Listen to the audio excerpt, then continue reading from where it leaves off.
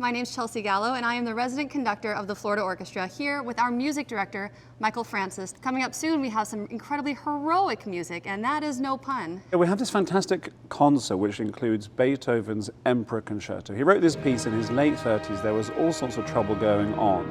Napoleon had invaded Austria again, so he was used to hearing all these drums and just absolute cacophony around him. And he wrote this piece of music in which you really feel the soloist is this mighty hero coming out of this trouble. The beginning opens with not some long introduction preparing the arrival of the hero. We're straight into this cadenza in which you feel the magnificent, epic sweep of this soloist. And I think that sets us up very well for the second piece, because then we go into Richard Strauss. So Richard Strauss wrote this piece called Ein Heldenleben, a hero's life. And the big question is, are we the hero of our own story? Well, in this case, the composer showed marvelous ego, dare I say arrogance, and a little dash of megalomania, because the entire piece is all about him, his own heroic nature, his critics who he then castigates in music and turns them into these awful people, his companion, his wife Pauline, and ultimately it's all about all the great things that we've done. It's a majestic piece of music for an enormous orchestra, and this piece of music is exceptionally difficult. In fact, I would say that every instrument in the orchestra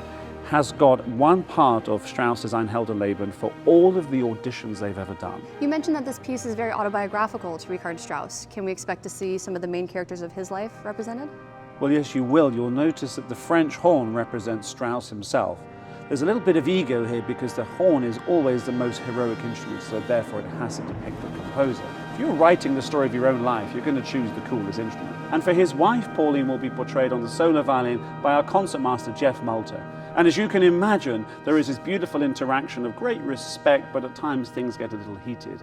As those of us been married for more than 6 months. No, she only got married 6 months ago. Best 6 months.